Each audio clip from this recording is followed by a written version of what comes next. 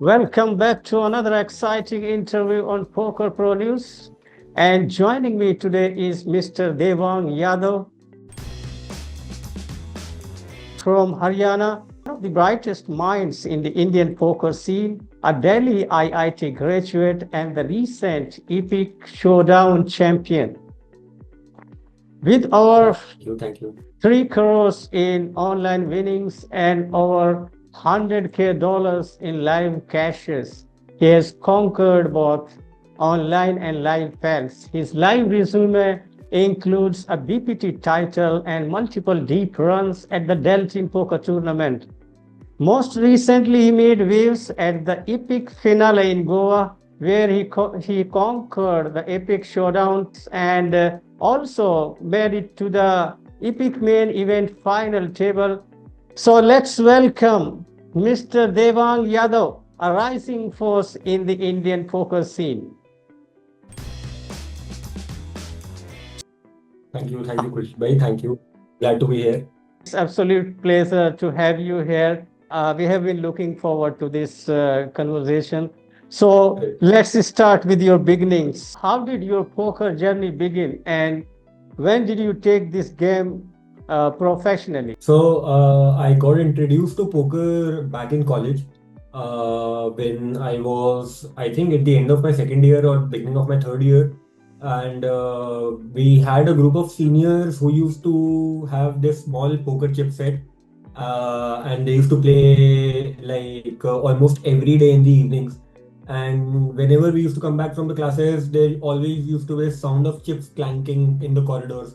So we got interested, we got curious, we reached out to them. In fact, borrowed their poker chip set to play amongst ourselves, like a group of 7-8 people. And we started from where, like, we had very humble beginnings. We started from a 10 rupee buying, playing amongst ourselves. और उस time पे poker online poker websites in a circuit were pretty like very much in a nascent stage. I remember making an account on Adda 52, PokerBazi. Spartan was a newcomer on that at that time on the scene, and gradually starting up playing 25, 50, 10, 20 cash games. And making a small bankroll in college. Nito college mein, I used to be like dependent financially on my parents for pocket money. I used to get like 8,000 pocket money. Later in my fourth year, I used to get 8,000 pocket money per month.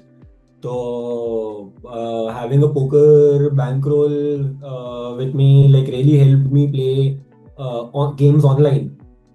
And like very fortunate enough to be surrounded by that group.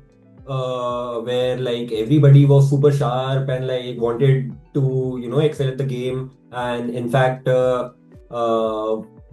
few of my very close friends in the poker community are from that group जो मेरा college का group था. Shrey Maheshwari, he plays PLO and recently got a huge score in Vegas playing his second WSOP series. Akshay Nasa is a stalwart in our poker community. He's a junior from college. Sajal Gupta is a junior from college.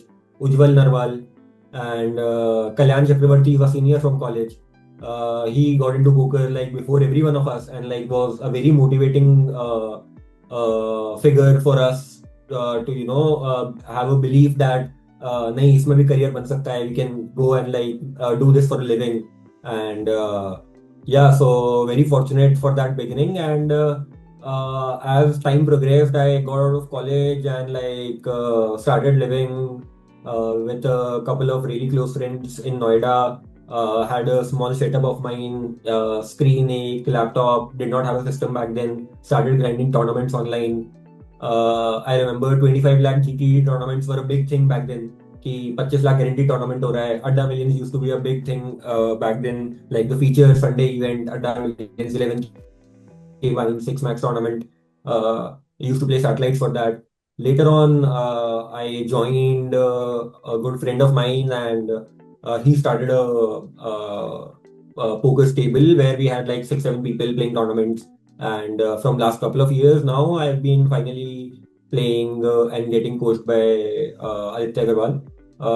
He has been a prominent and a leading figure in our industry since like more than a decade now, almost a Yeah. couple of decades now.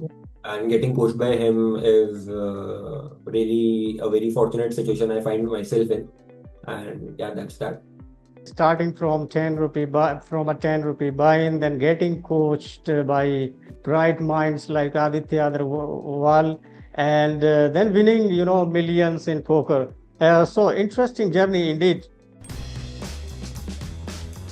Moving on, most recently you made waves at Epic Poker Championship finale in Goa, where you not only won Epic Showdown, but also made it to the Epic Pan event final table. So, how would you describe your overall experience during this, Epic finale in Goa? So actually, I qualified for the main event final table, and I was chip leading there, and was pretty excited and pretty zoned in on the main event final table.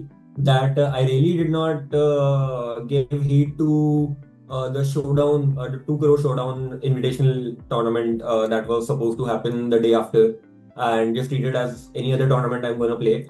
So having busting on fourth uh, on the main event final table, whereas chip leading, and like just in a matter of few hands, I lost 3 all-ins and crashed out of the tournament and fourth. Was pretty bittersweet, and like I was kind of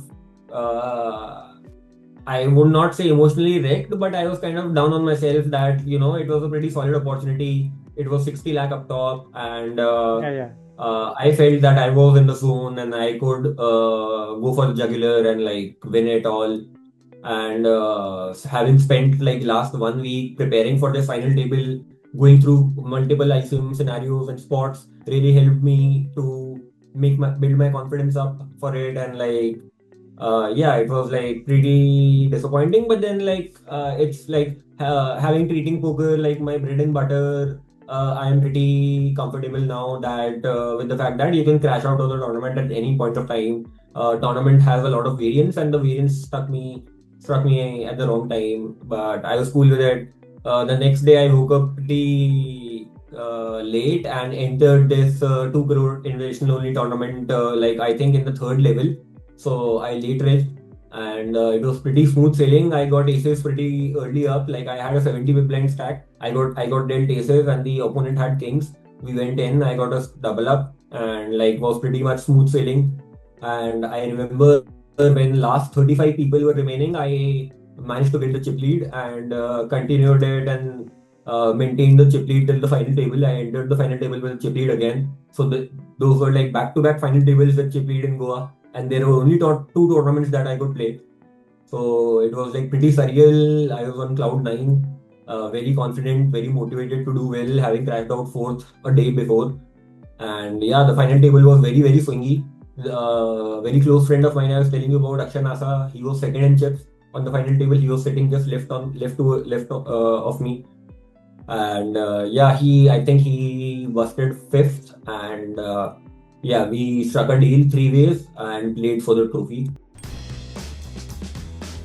As you mentioned, finishing fourth in the Epic Pan event was a bittersweet. As you enter the final table as a chip leader, after this appointment in the main event, how did you gather yourself mentally to take direct 50K buy-in and to enter Epic Showdown and then eventually win it? Yeah, so like as I said earlier, it was kind of disappointing at first. Like as you know, to come back from the casino in Goa, you have to take a jetty and reach back to the Panjim jetty, and like all that during all that way, I was thinking about what could I have done differently on the FT, how could I have managed to save chips and not be in the situation all in situations that I found myself in. But then yeah, I like had a couple of calls with my close friends. I also had a call with my coach, and yeah, his words were pretty comforting in a sense that he told that, bro, If you played well, it's all good, and probably you got hit by tournament variance. It's okay. Just focus on the next tournament, and yeah, that's like been my mantra as well. Just to have a goldfish's memory. Like this is a very famous quote by Steph Curry, that you should in professional sports one should really have a goldfish memory, कि आप एक moment में अपना best दे सकते हो वो करिए, और उसके बाद whatever happens happens, just forget it and move on to the next spot. Any specific moment or turning point that you think shifted the momentum in your favor during the Epic Showdown? Yeah, definitely. So there were a couple of hands, like actually three very important hands through the tournament, which I find were like very critical for me gathering chips and surviving and moving on. The first which I remember was this spot where I got lucky with my pocket threes.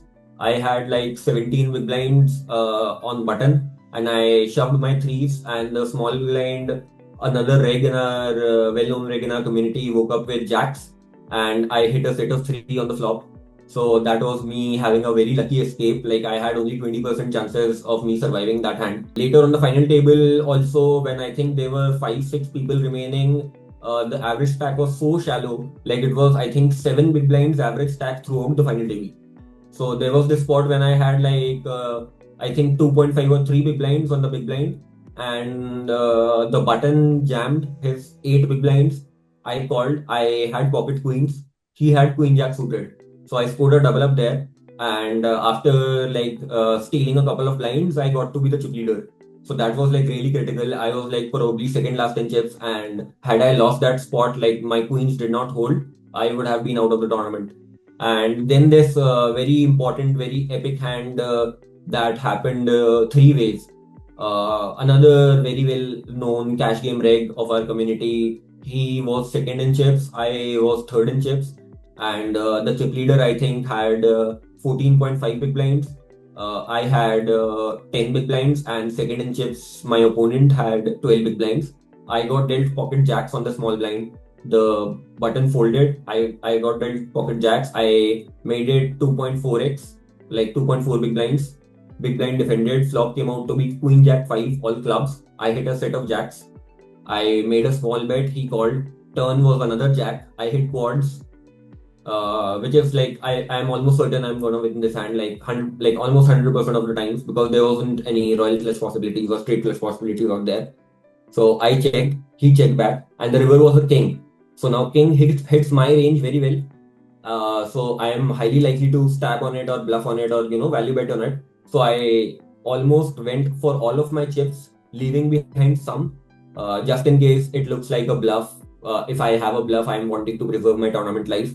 And he called, and like I showdown gathered, like won this massive pot, and he got bled down to I think a couple of blinds. I was chip leading, and after him having secured a couple of double ups, both of them got equal in chips, and we made a deal.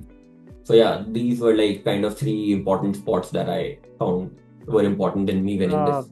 Yeah, interesting sports indeed.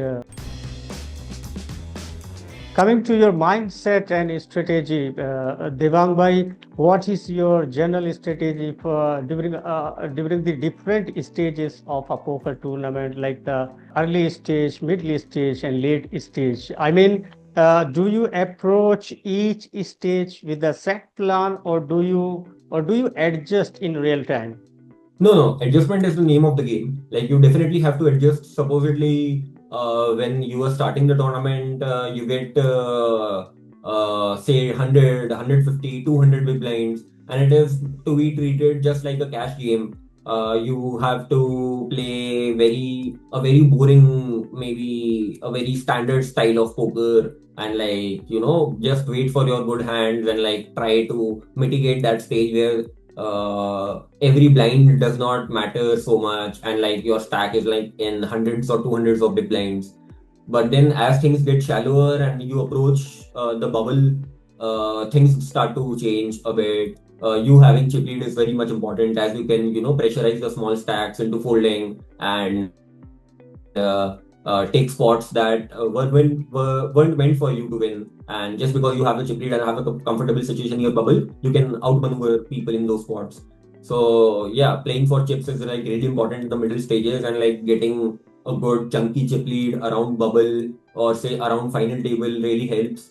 So you have to shift gears and like maybe if you are a small stack around bubble, play a bit tight aggressive game style where you don't want to call a lot and rejam a lot to switch on the tables and like make the chip leader decide if he wants to call or not.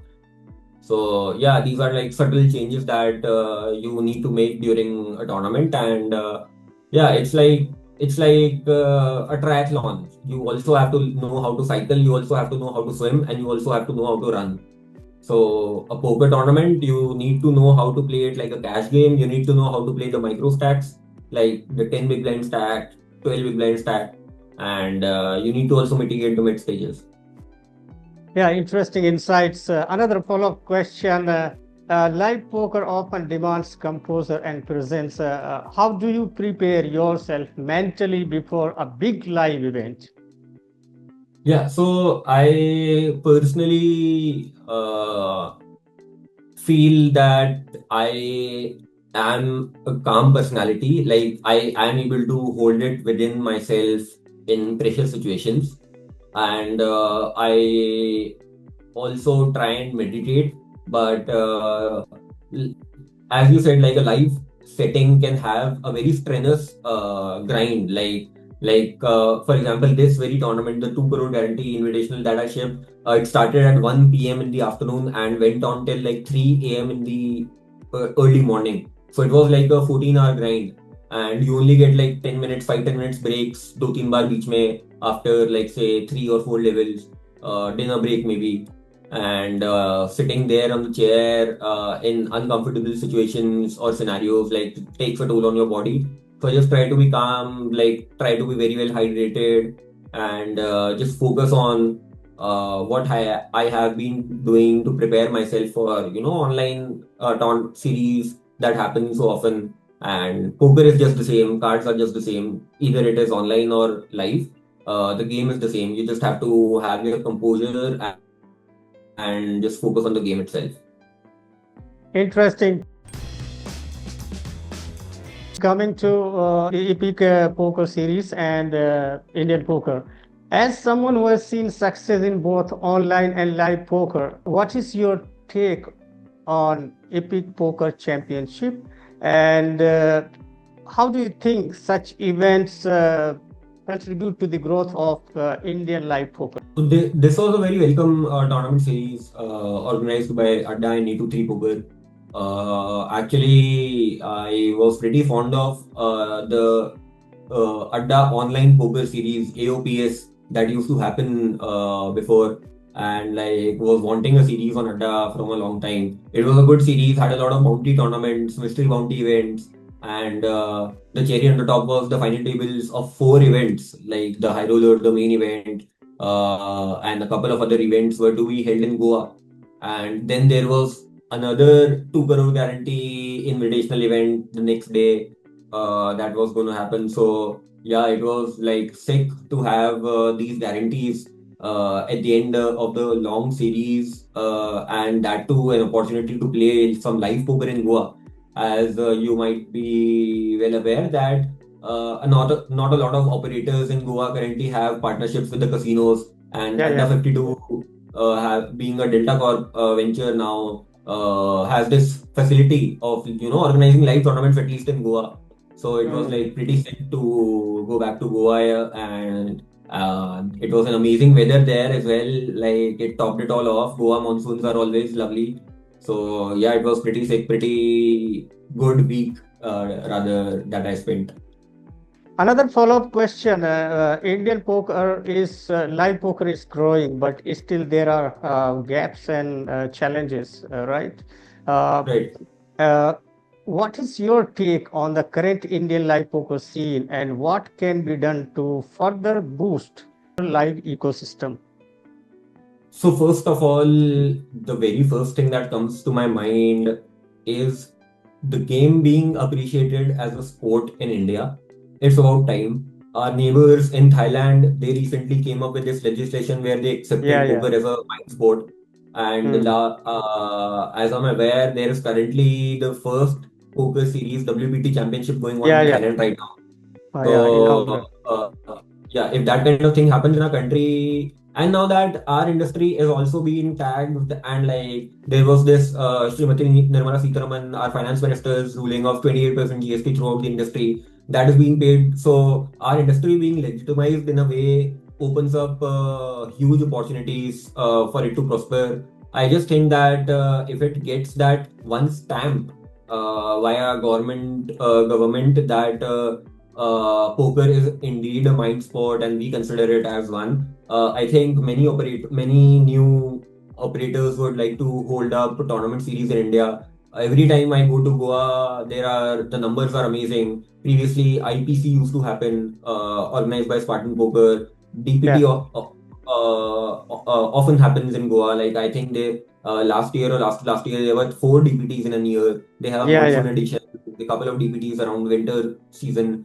Then BPT used to happen, Basi Poker Tour. So there were like plenty of series in Goa going on, and like the footfall was also good. People were pretty excited to come and play some live poker, get to know people who you are playing with from like so many years online, and get to meet them in person and be around them.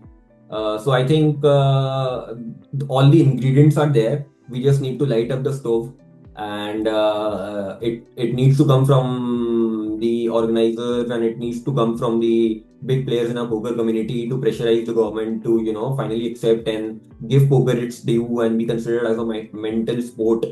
And yeah, if that happens, definitely the taboo around poker in our community would shun away, and the live scene would prosper. Moving on to your background and lifestyle, you are an IIT Delhi graduate. How much of your academics has helped you in building your poker decision making? So me having a mathematical and analytical background, I feel has come in a long way to be good at this game, this mentally stimulating game. And poker inherently has a lot of maths involved. Like if you go through poker theory, there are base theorem involved. The GTO, the game theory optimal, is also based on game theory. Yeah. And there is Nash equilibrium for jamming and calling ranges, shoving and calling ranges. So it has a lot of maths involved in it. There are a couple of very famous books on poker as well, by Doyle Brunson and other authors that involve maths and like lay out the mathematical concepts that are involved in poker. But uh, on the top of my head, that one thing that really helps me is being fast at calculation. So calculating your odds and the pot odds, and maybe say eliminating ranges and playing on probabilities is something that I think has helped me a lot in poker, and that comes from my like academic background. Interesting. Coming to lifestyle changes, how important are sleep, diet, and physical fitness in maintaining peak performance at the table? So like I want to say all the right things, but like I also think that I am not in my best physical shape, and which I'm working towards. Like Yeah, yeah. I want to get Great, better and great. all. But then yeah, it is like very very important. Sleep is like the most important thing. Any one of us, be it any profession, can treat our bodies to. Like our mind and our body genuinely need 8 hours, 7 hours, or 8 hours of rest, and without Definitely. that you end up getting cranky and you end up getting frustrated, tilted easily, and losing a latch on your emotions, and which is very very significant. If you want to do well in poker, you have to be very very emotionally controlled, like having a control over your emotions. So sleep and diet are very very important. Staying hydrated during your game plays is very important. Like you don't want to take random breaks during playing hands in across multiple tables to go and fetch your water bottle, or if you're feeling hungry, everything should be pre-sorted and laid across and like well taken care of. And yeah, like physical fitness, exercising. I do cycle a lot. I have my own bicycle, which I'm pretty fond of, and like I go on morning walks, try to go on morning walks with my mother and my nani. And yeah, that's that. And mental fitness was also like something which I find is very, very important. Usually, you could say there are scenarios where a typical player is so very well technically sound and like theoretically sound, but they don't have control over their emotions and get tilted easily. Like they Hmm. might lose an all in, and just by losing one pot, they will get tilted and throw away all their mental edge and technical edge, and like end up losing. So yeah, you could be the best player in the world, but if you don't have control over your emotions, and if you are not very stoic on the poker table while playing and making huge decisions that could literally change your life, then it's not gonna happen. So yeah, maybe meditation or like some sort of visualization techniques help, and yeah, physical fitness also is like paramount. Amazing insights indeed. Devang bhai, you mentioned family support plays a key role in your journey. How has your Right. family reacted to your success in poker, and how do they support you through the swings of this profession?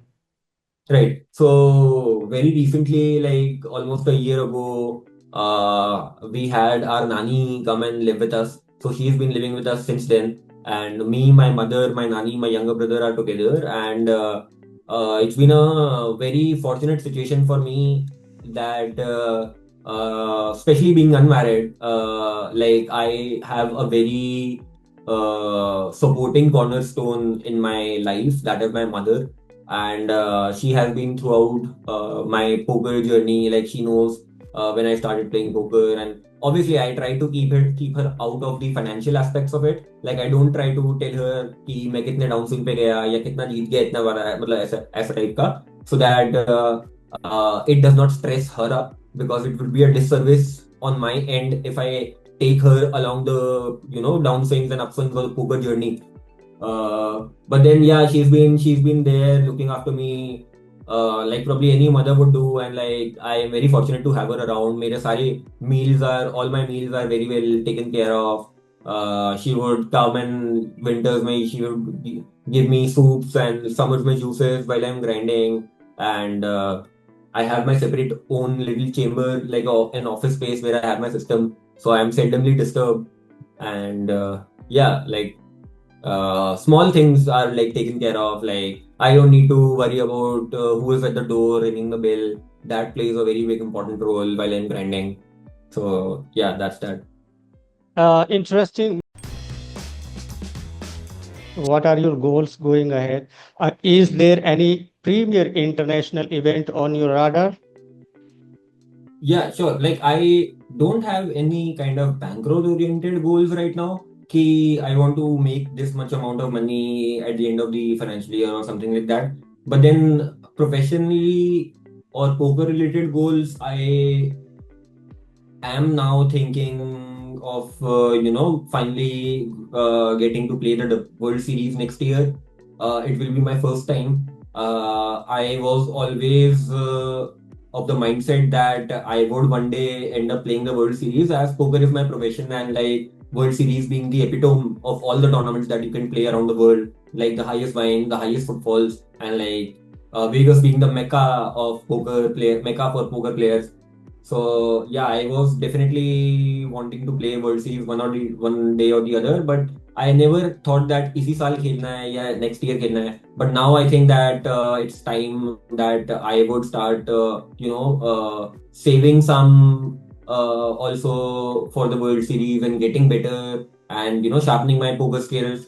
For the near future, I think I definitely very well would want to play any good upcoming tournaments in Thailand. because I recently went there and it's an amazing place to visit as a tourist as well. And being a poker player, if you get to have some tournament series there, I would love to play it. Vietnam has some good poker series that a lot of people from our poker community in India have been doing well at.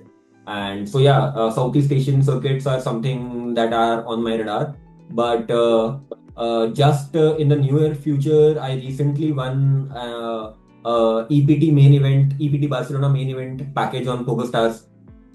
So yeah, I'll be traveling at the end of the month to Barcelona. So that's another live series that I am playing. So that will be my Wish you all the biggest buy, best. my biggest. Thank you, Wish you thanks a all the lot. best. Yeah. I think the Thank you. WSOP is a dream for every poker player, and I wish you all Right. the best for WSOP.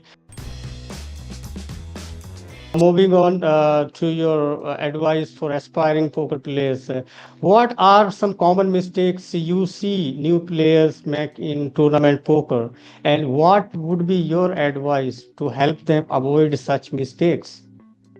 So the biggest and the most basic mistake that a player can make is probably a mental block that happens when, say, you enter a tournament with 100 big blinds, and within the first few hands, you lose a big pot and you get down to 20 big blinds, and the average stack is still 100. So you might think the first bullet is like now a goner, and your mind is already probably thinking about the next re-entry or the next rebuy or the next bullet. But then, like getting dealt that tough situation and losing a big pot at the start of your grind should not be the deciding factor on how your grind goes or how you cope with your upcoming future spots or how you deal with your remaining grind for the next few hours.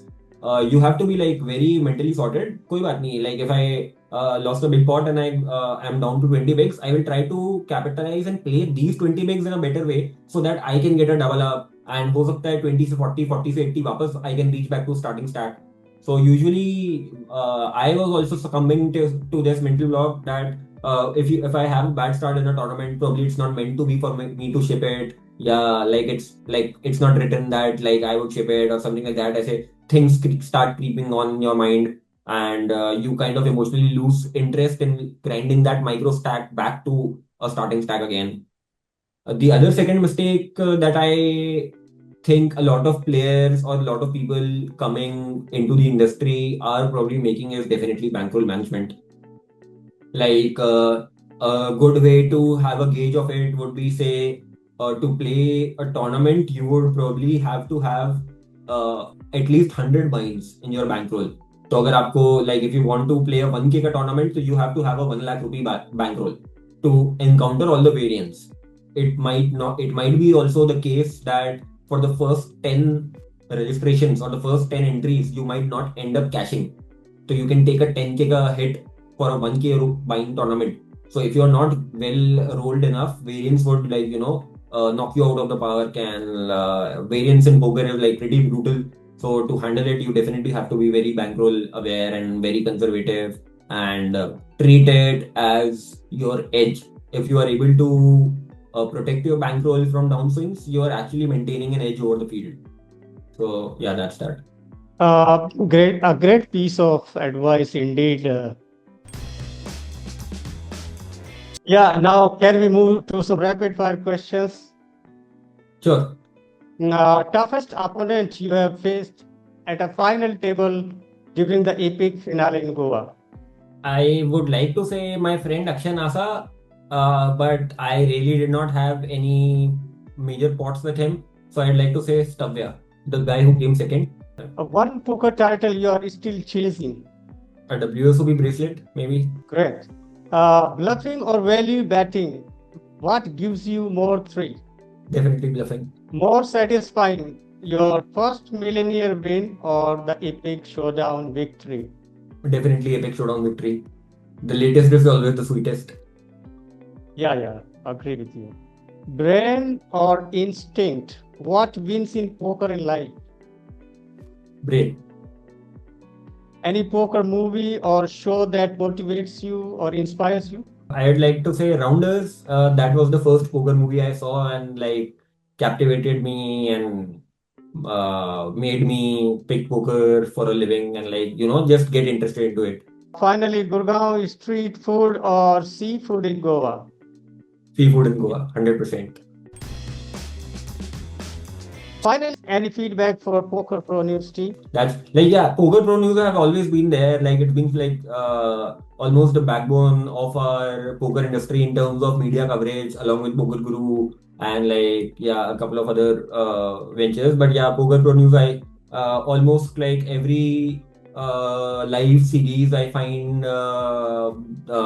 people from PokerProNews there covering the events and giving us live updates. And this time also during the Epic Showdown, there were people giving up live updates, and the updates were also very, very accurate. I remember, I think, say maybe 8 or 9 years ago, when the live events in our country were just starting to pick up, the live updates were not as accurate. But now, it has come along since then, it has come a long way. We get pinpoint updates. The website is also being maintained pretty well. One thing that I might suggest is maybe often have an interview with people talking about the technical aspects of poker a lot. Thank you for your kind words and suggestions. It was a great pleasure talking to you. Thank you for sharing your valuable insights with our audience. We wish you all the best for future.